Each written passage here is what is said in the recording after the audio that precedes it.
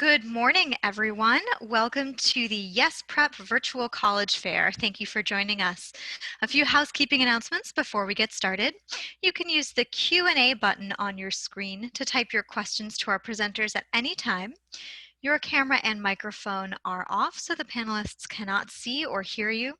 And this is just one of many different sessions happening.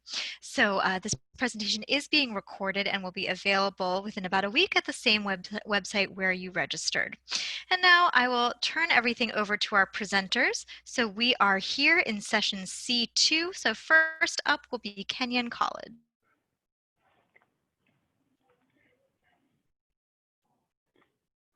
Hi, everyone. Thank you all for joining us today. My name is Guy Hatch, she, him, his, and I'll be representing Kenyon College. So just to start out, Kenyon College, we're a small liberal arts and sciences located in Gambier, Ohio, an hour outside of Columbus, Ohio, which is just recently became the 14th largest city in the country, Columbus, Ohio, that is. So based off of that, you'll see pictures of our campus throughout this slideshow. For this picture, you're actually seeing our middle path, which is, we like to refer to it as a central artery throughout our campus, in the sense that all of our academic buildings, along with residential housing, branch off of this middle path, in which you'll be passing by a number of your peers, faculty, staff throughout your time at Kenyon. So this is our downtown location, so to speak. And when I say downtown location, with Middle Path being the stretch that it is, we're a walking campus. Therefore, you can get from the furthest north point of campus to the furthest south point of campus in no more than a 20-minute walk. So that's something we also take pride in. And so based off of these numbers, we're actually looking at about 1,700 students throughout our student body. And, you know, for the states and countries represented, we're looking at 50 states, and we actually just added 10 more countries. So we're also looking at 50 countries as well. So in addition to that, our areas of study, like I said, you'll have the flexibility throughout our curriculum to pursue so many of your passions. Majority of our students usually don't declare for a major until spring of their sophomore year at that. So you're not going to be pressured whatsoever in declaring any earlier than what you're ready. And when it comes down to applying to Kenyon, you're doing just that. You're applying to Kenyon. You're not applying to a specific department whatsoever. So when it comes down to our classroom, average classroom size, 15 students. You're going to see that amongst so many of our peer schools as well. You know, it's one of our strengths when it comes down to being a liberal arts and sciences and allowing to have that one-on-one interaction with faculty and students and outside of the classroom. When it comes down to student work or work study opportunities and professional development, so to speak, you're going to have an abundance of opportunities when it comes down to meaningful work study opportunities, such as you see here, our Kenyon Review literary magazine. We employed 84 students last year.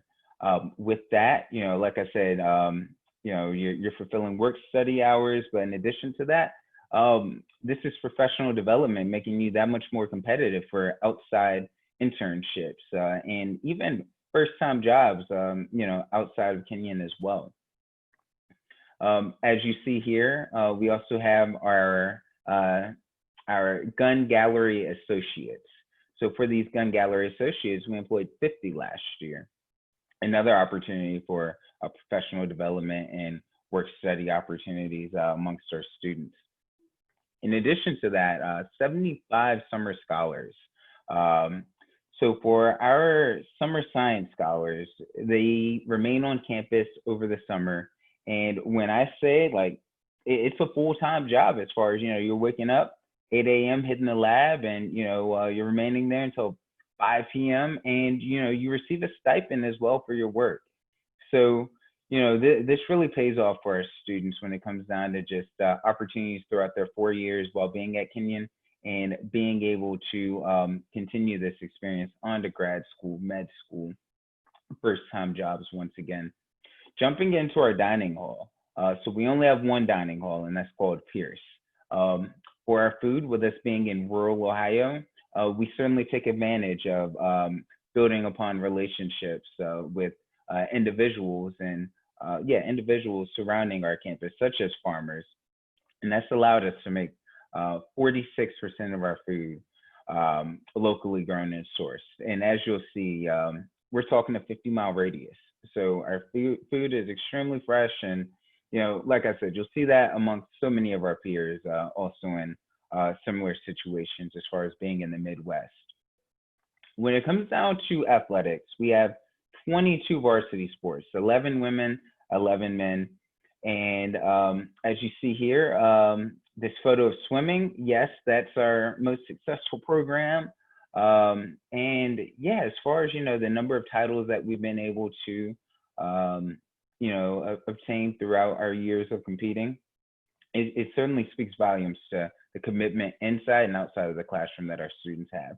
As you'll see here, 245 different events throughout the school year when it comes down to keeping you all just as engaged outside of the classroom as we are inside of the classroom. So wrapping up, 89% of our students graduate in 4 years. 88% of our young alumni find their work satisfying. 98% of students applying to grad school are accepted into one of their top 3 choices.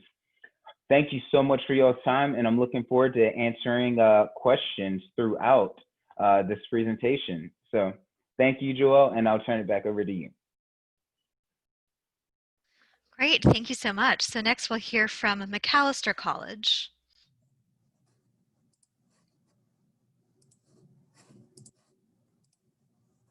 Hello, everybody. My name is Jace Riggin. I use he, him, as well as they, them pronouns.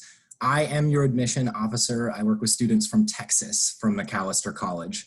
We are also a liberal arts and science college, but we're located in Minnesota. We're about 2,200 students, and we're right in the heart of the Twin Cities.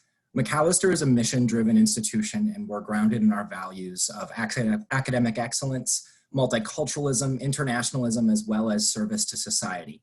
MAC students are not afraid to say who they are, and in fact, our mission and our ethos are a primary reason why many of our students choose to attend and apply with Macalester College.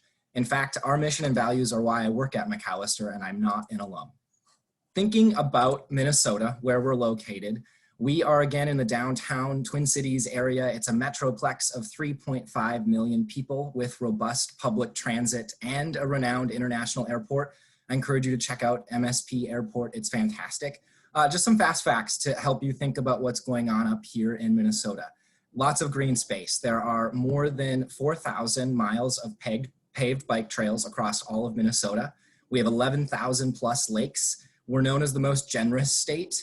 We are ranked #1 for Fortune 500 companies per capita among the top 30 metros in the US.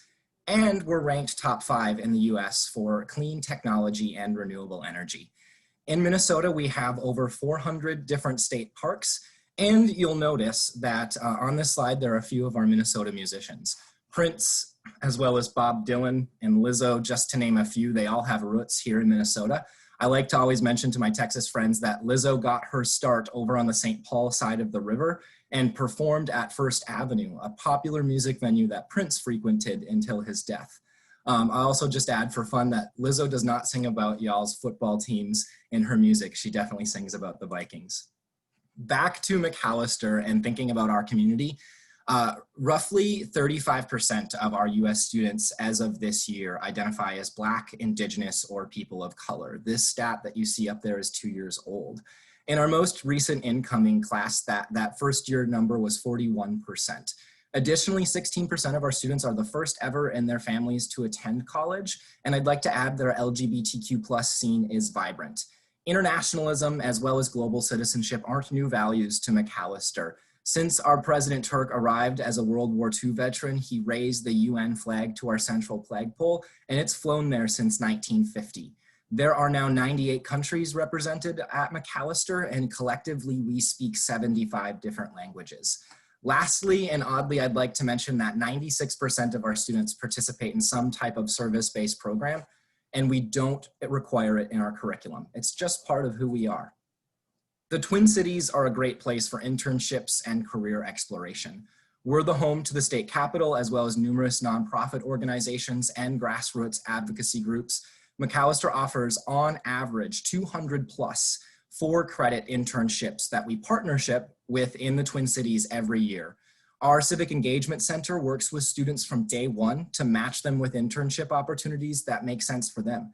You'll notice some of those fast facts there. 80% of our students complete research during their time at Macalester. 40% of all of our students at Mac are STEM-based majors. We are a liberal arts and science college. We offer our students many hands-on collaborative research opportunities, as well as being a Mayo Innovation Scholars partner. Mac is an immersive, tight-knit, and academically rigorous liberal arts college, and we ask a lot of our students.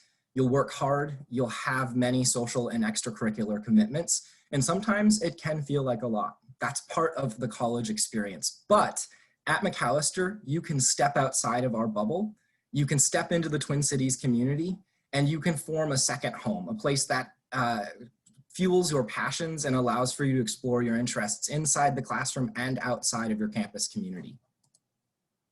Our distributed requirements are the classic liberal arts approach. We're rooted in preparing our graduates for lives of mission as well as service to society. We ask that you take a little bit of everything. You'll dabble in this and dabble in that. You'll take courses across laboratory sciences, mathematics, as well as the arts, humanities, and social sciences.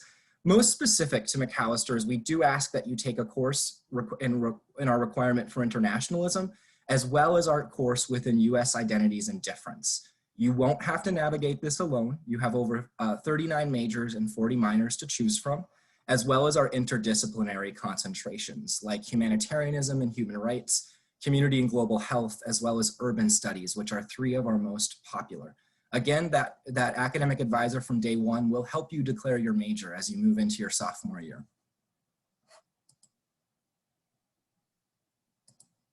Thinking about life at Mac, we're a fun place to live, just like the Twin Cities. We're a D3 athletics institution. Some of our most competitive athletics programs include cross country, our soccer program, as well as the rugby, tennis, and track and field teams. The women's water polo team is also pretty competitive.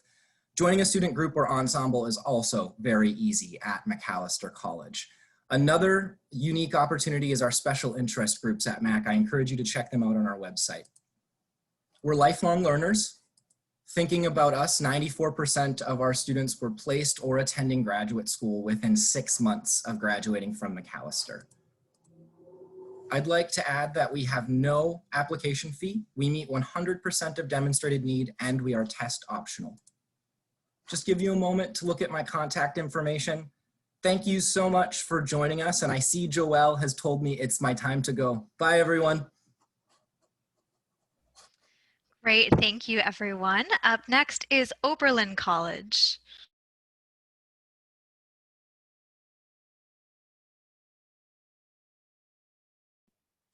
Hey everybody, thanks for having me. My name is Anna Richardson and I am actually an OB, so I graduated from Oberlin in 2018. Just as my experience, I was a double major at Oberlin, so I studied psychology and neuroscience. I was also on the track and field team, a 2-time All-American there, and I was an RA and did a good amount of service and different things in my time at Oberlin. But I'm really just proud to be here today to get to talk to you about a college of firsts. You know, Oberlin College is located in Oberlin, Ohio, which is actually for a land acknowledgement on the homelands of the Erie people. But we're only 40 minutes from downtown Cleveland, so we are pretty close by when you're looking at that.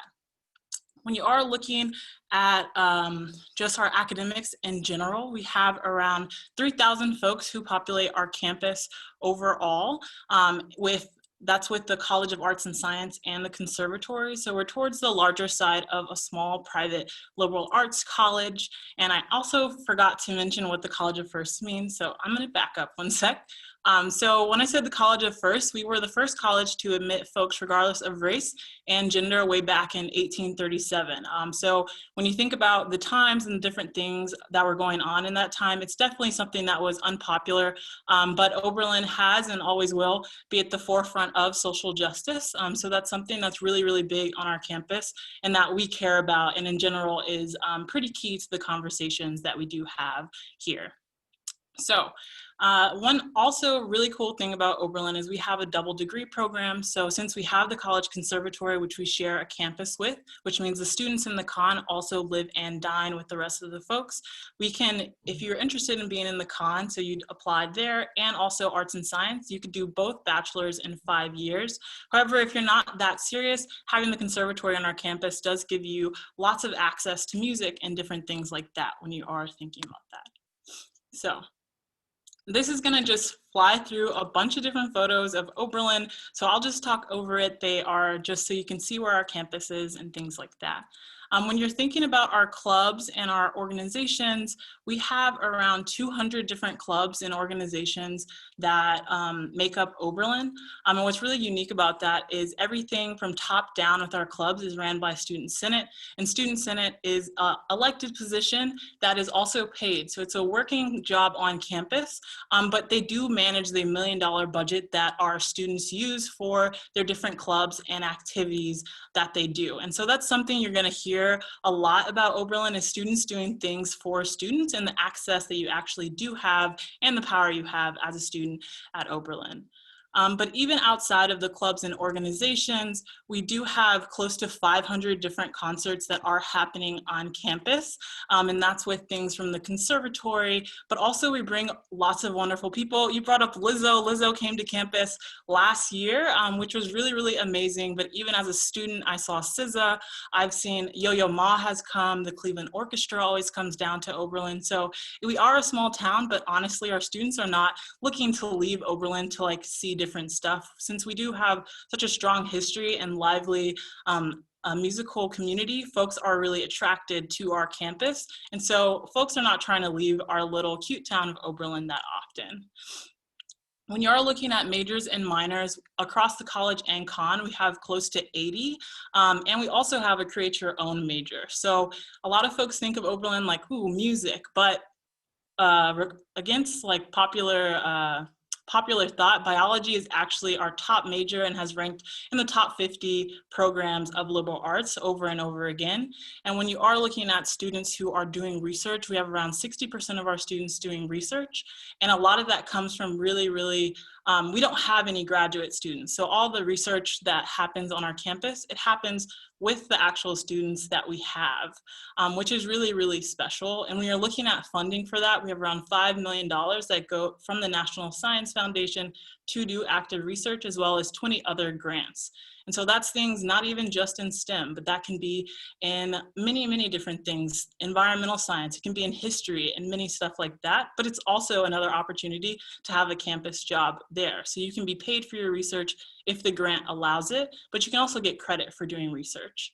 So what you'll hear over and over is Oberlin is all about learning by doing. So that's stuff like winter term. And the month of January is just a time for you to do a project. You're not required to be on campus or anything like that, but you just do a project that's going to add to your education. Some folks will take it something light, like learn how to scuba dive, while other people will go and actually do an internship for 40 hours a week, because in the month of January, there's a lot less folks there.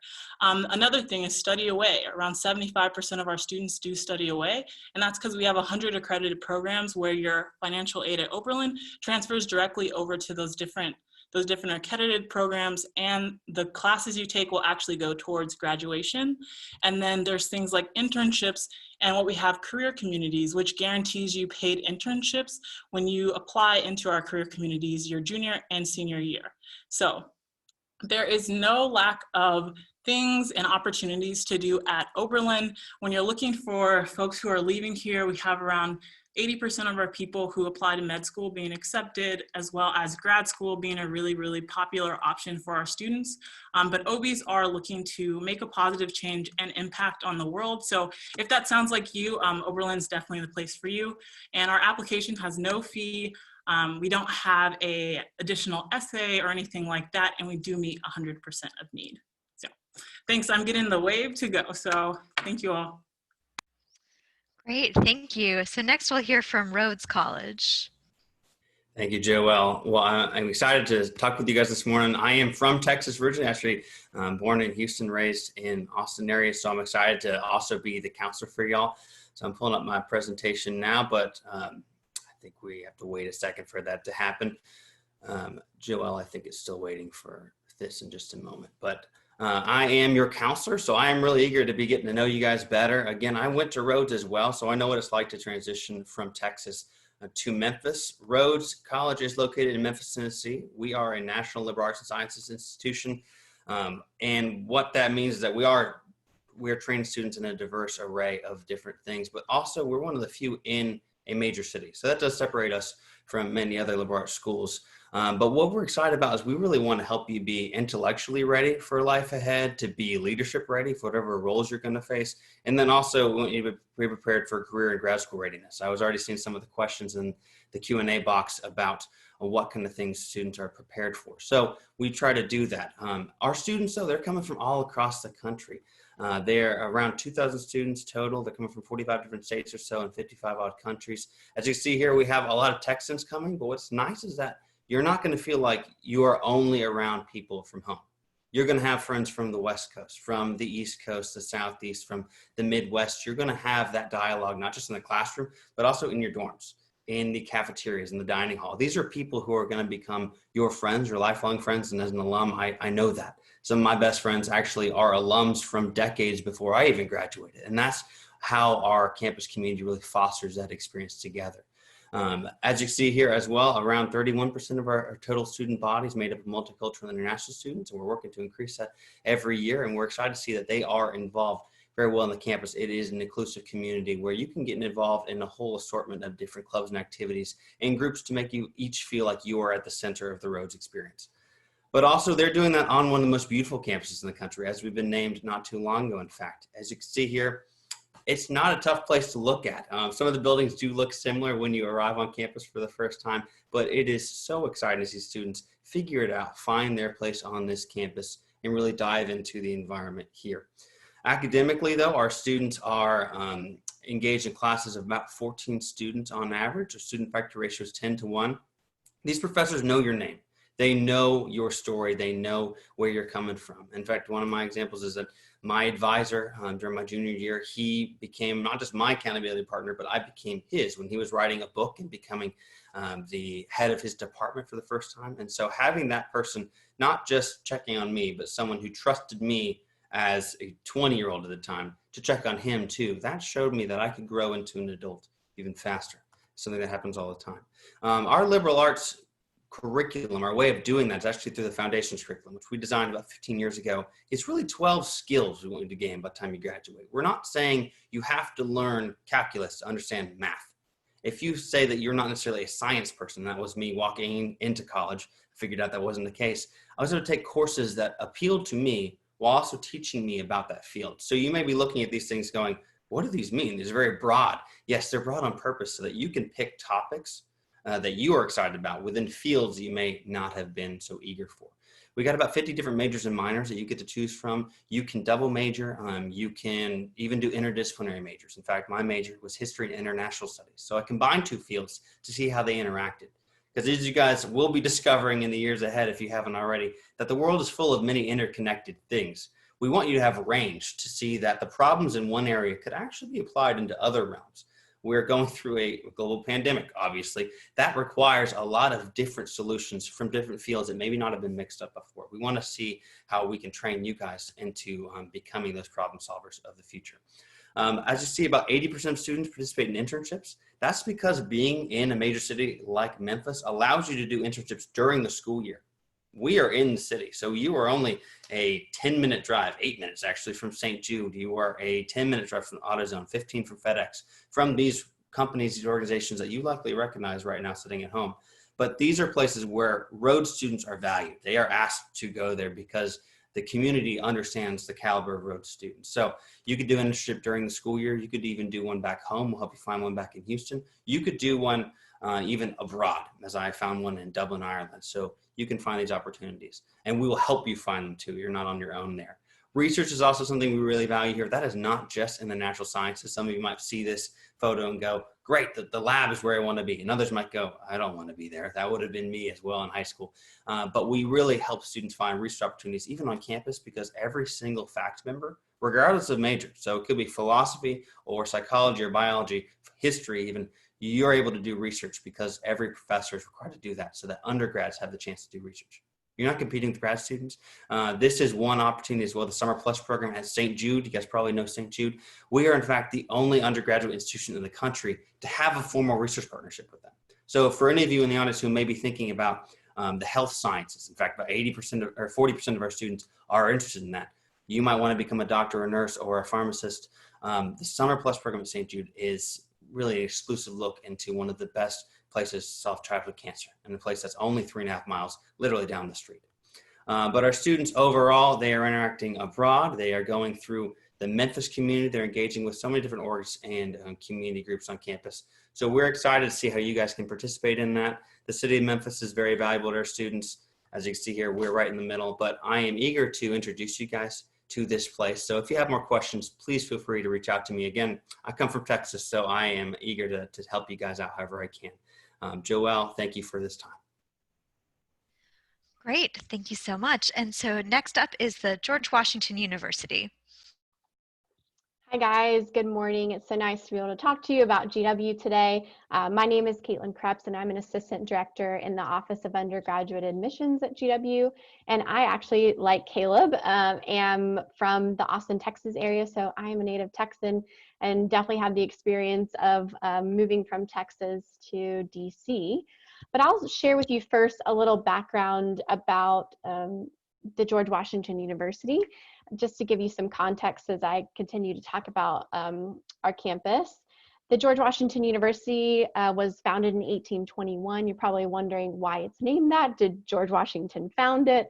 And GW is named GW because in George Washington's will, he essentially laid out a plan for a new university in this new nation, its capital, that would be a center of knowledge and thought and basically create the new nations and world's leaders. And it's with that spirit that GW was founded in 1821 through an act of Congress. In 2020, we have a little under 11,000 undergraduate students, and those students hail from all 50 states and over 130 different countries. And we have about 12% of our student body is international, but if you count dual citizenship, it's actually closer to 30%. So we have a very globally minded and globally experienced student body. And I'm going to go ahead and share my screen with you guys. And I'm not going to be sharing any slides. What I'm sharing with you is a map of our campus and where it is. And the reason that I want you to focus on this is because of how important our location is to our student experience and how unique GW is. So this is GW's campus right here. It's about 8 blocks north of the Lincoln Memorial. So as I talk through our campus and what GW is all about, I just want you to kind of visualize yourself here on our campus, just steps away from all of the things that you probably think of when you think of Washington, D.C. So we are in the middle of Washington, D.C., like I said, just steps away from the State Department, the Lincoln Memorial.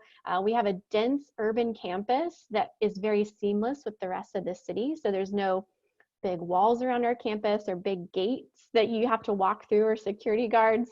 Our students walk out of their residence hall onto a bustling city street.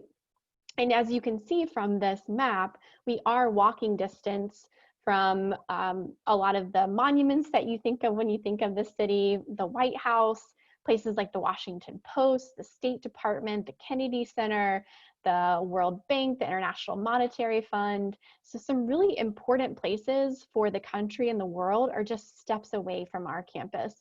And this allows our students to really take advantage of what DC has to offer. And they have all of the wonderful things that we have available to our students on campus, but then they also have the city of DC to kind of supplement their experience when they're on campus for 4 years.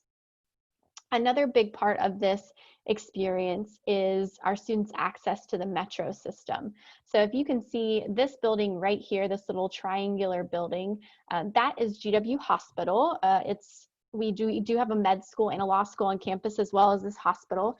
And the reason I want to point that out is because underneath that hospital is the metro system. So the metro system runs all throughout DC, Maryland, and Northern Virginia, and it is the passport to the area. So our students use this metro system to get anywhere they can't go by foot or by bike. And it allows our students to do things like go to class in the morning and go to an internship in the afternoon, all without the use of a car. And they're able to go explore the city on a weekend with some friends, go to different neighborhoods, try different cuisines. Maybe their art history professor says, hey, instead of talking about this piece of artwork in class today, let's go meet at the National Gallery of Art and see the only Da Vinci painting in North America right here in the city that we're just a metro stop away from. So our students have experiences like that where they can, walk right into the Library of Congress and see a rare book that, you would not be able to see anywhere else in the world. And so the metro system and our location in DC allows our students to do that. And this, I mentioned kind of the internship experience. 65% of our students intern while they're on campus at some point, and our students will maybe intern 2 or 3 times, kind of trying out different things. And we are able to give that kind of experience to our students because our students are in DC all year long. They're not waiting with all of the other students across the country to rush to DC over the summer to do those internships. Like I said, our students are going to class in the morning and going to an internship in the afternoon. And they're graduating with the kind of experience that employers are looking for. And I've seen students, intern in all types of areas. I think there's a misconception that if you're in DC, you can only do the Capitol Hill internship, which is called the Hill-turnship on campus. And I've definitely seen students, do that Capitol Hill internship for sure. But there's also several Fortune 500 companies within the district that our students have had internships at. Amazon is putting their second headquarters in Northern Virginia. Northern Virginia is also home to the second largest tech corridor in the United States. And so our students have a lot of options when it comes to internships and what they want to try out. And then I just want to mention a couple of things that I think are kind of unique to GW and what I want you to take away from this along with our location. One is our open dining plan. So we have an open dining plan. Our students can use meal dollars all throughout DC, and we're also test optional. We've been test optional for 5 years now. There's no caveats or fine print to that. It's not required for scholarships, anything, no caveats, no essays, nothing, fully test optional. So just want to leave you with that. Fantastic, Caitlin. And then we'll hear from Whitman College and then have a few minutes for questions. Wonderful. Thanks, Joelle. Let me make sure I can share this screen. Great. So thank you all for your patience. We'll wrap up with Whitman really being one of the strongest liberal arts schools, one of these small schools, if that's a genre that you're looking for. We're only about 1,500 students, but I'll highlight some of the really distinct components of why students choose Whitman compared to so many other liberal arts schools, because this is a type of school that can somewhat blend together in a lot of ways. First off, in terms of our location, we're lucky to be in the very southeast corner of Washington State. We are on the land of the Confederated Tribe of the Umatilla Indian Reservation and the Walla Walla Native people. There's certainly a lot of students who come from the West Coast, but we're certainly branching out from there. Conveniently, you can either fly directly into Walla Walla from a Seattle connection, or you can fly into the Tri-Cities area, which is about 15 minutes west. And if you do even fly in there, thankfully the Portland and Seattle highways both merge at that airport, so it's very easy to carpool with students as you get into Walla Walla, despite it being more rural and a 3 or 4 hour drive from some of the major cities around the Northwest.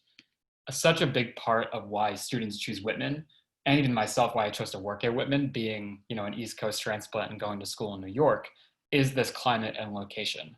We're really fortunate to get 4 seasons a year, as you can see, and you might get 1 week below freezing in the winter, 1 week above 100s in the summer, but really that's about it. And we're so thankful to have, mostly a pretty sunny climate with about 260, 270 sunny days a year, being on that eastern side of Washington, not getting all the rain that Seattle or Portland would.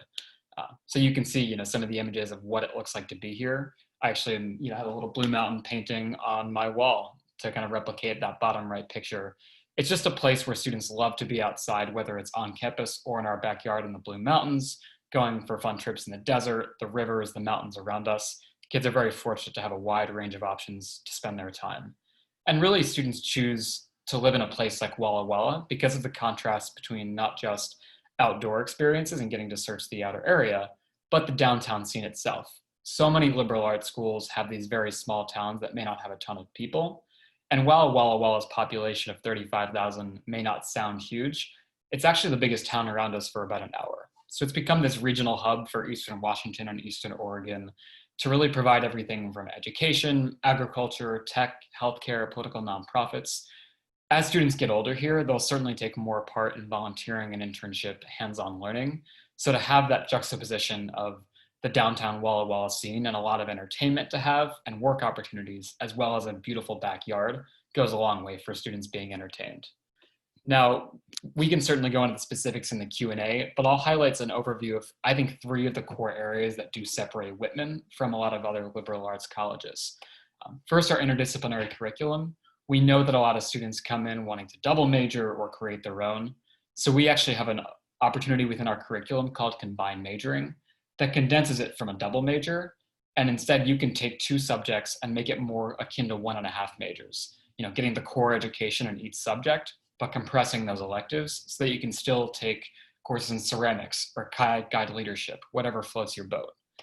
You're going to see opportunities to blend your studies and your focus into study abroad experiences or even domestic internship semesters like a healthcare research semester in Philadelphia or a government internship semester in DC. There's a lot of ways in our off-campus studies offerings to blend your curriculum.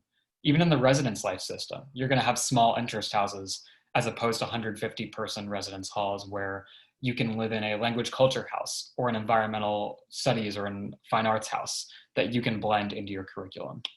As far as hands-on learning, there's a couple different ways this manifests. Certainly because of our climate and our geography, the academic research opportunities are very, very strong, and there are plenty of professors who take their students out to do research in the field. But as I said before, in Walla Walla, that professional development and getting to partner with businesses for internships and volunteering, that's a big emphasis for the administration to get students learning outside of the classroom as well. And because you're in this smaller community, you're going to see the tangible impact of your work. So while cities may have a higher quantity of internship opportunities they offer, you're going to feel that personal connection, both on campus and off downtown. And finally, that engaged community, I think this manifests in 2 primary ways that I see. First, an engaged community at Whitman means that everyone is very dedicated to their interests. They're passionate about what they pursue. They really go all in, but they also want to have the intentional conversations. It's a group of students that really thrives on that interpersonal dialogue and wants to move the campus forward in a better way. So you're going to see everything from athletics to performing arts to outdoor recreation. All of it is centered around having maybe, the getting comfortable with uncomfortable dialogue, wanting to move the campus forward, even if it means having some of those tougher conversations, and to be surrounded in communities where everyone is really giving their full effort to it goes a long way. So I'll pause there, and as we get to the end of this, I want to make sure I leave some pretty important admission financial aid information up for you to take note of. You'll see our deadlines. I'll mention 2 key components of the application. First, we are a test optional school. We've been for 4 or 5 years, so don't worry, it's well ingrained in our process, not just a temporary COVID policy. And we are offering optional admission interviews, but certainly this year we emphasize them more than ever because we want to connect you to students. And in the Q&A, I'm happy to dive more into that specifics of financial aid and those 3 tiers that we offer. So you have my email address here. Feel free to write it down if you would like to connect personally afterwards. Thanks for your time, and thank you, Joelle. Great, so we have about 6 minutes to dive into that Q&A over there. I'm going to invite all of the panelists to turn on their cameras, and then if there's a question that you'd like to answer, go ahead and read it aloud and answer for the participants.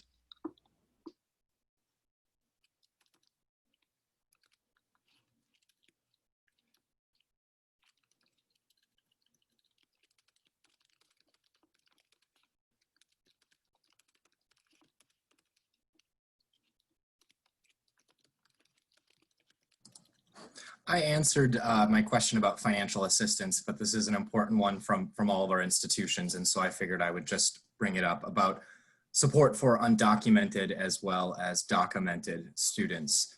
I don't want to speak for everyone, but I believe all of the institutions on this call are committed to meeting 100% of the demonstrated need for all students admitted to their institutions. And so that means you should apply, and you should consider us as potentially good fits, given guidance with your counseling staff for you financially. We do this either in a variety of ways of using institutional aid, meaning our funds that we use to give you finances to help make college affordable, or maybe a loan in place of federal work study, that term that gives you student employment funded by the federal government. We all are going to offer different packages that look a little bit differently, but I promise we're all going to meet your demonstrated need. I hope that's helpful. I just wanted to touch on that because I saw that question asked a few times from a few different friends. So I'll clarify as well for Rhodes. We do not meet full need for all students, but we do for impact scholars. So especially if you're an impact scholar, that can be a great advantage to you. But even for those who are not, yes, applying is a great way to learn, first of all, if it could be a good fit or not, because fit is as academic as well as social and financial. So all of us are committed to helping you find the right place, whether it's our institution or others. So you don't need to be afraid to even reach out to us and ask us questions. Hey, does Whitman offer this? Does Rhodes have this type of program? We are happy to assist you with this process. We don't expect you to know all these answers already. So don't be afraid to ask your questions long after this session too.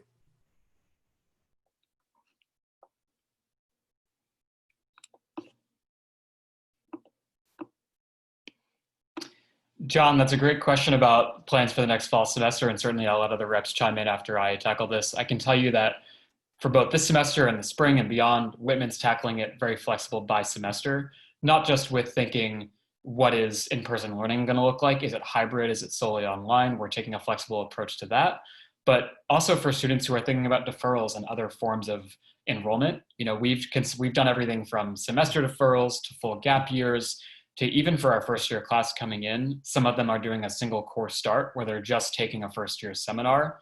And that way they're not quite, wanting to pay full tuition to take a full 4 or 5 credit course load, but just want to get their feet wet and get to know their peers through the academic setting and start building that community at Whitman, and their tuition discounted to reflect that.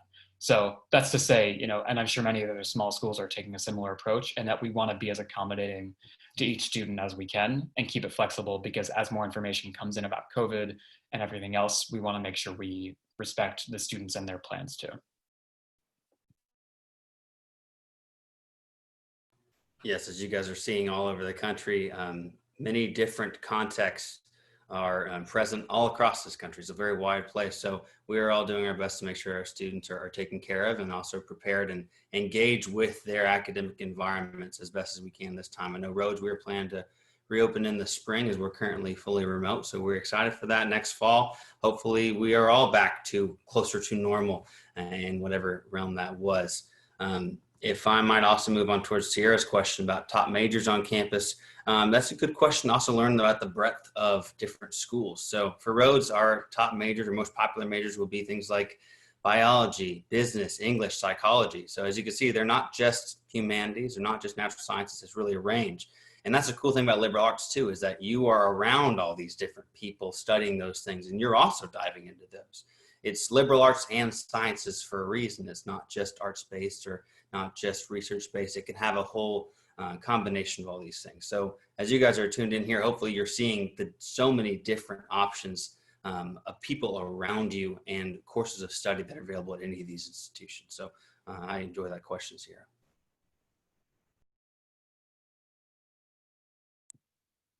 Now I'll just touch on some top majors. So I did talk about biology, but also we have a lot of unique different majors. So I would say that like politics is very popular, but also environmental studies, things like cinema studies, neuroscience, as well as other things like GSF, so gender and sexuality studies, but lots and lots of things to do in many different ways. All right, everyone. Unfortunately, we are just about out of time, so we do need to wrap up for this morning. There are still a few unanswered questions in the Q&A, but the presenters will be given a transcript and they'll be able to follow up with all of you for anybody whose questions they were not able to get to. So for everybody, I want to say again, thank you to the presenters and to all of the student participants that joined us today. When you close the window, there will be a link to a very quick 4-question survey. We'd love any feedback that you can provide. And again, this is just one of many sessions being hosted, and it is being recorded, as well as all the other sessions this morning. So you'll be able to find all of those recordings in about a week at the same website where you registered. So once again, thank you to everybody who joined us this morning, and have a great day.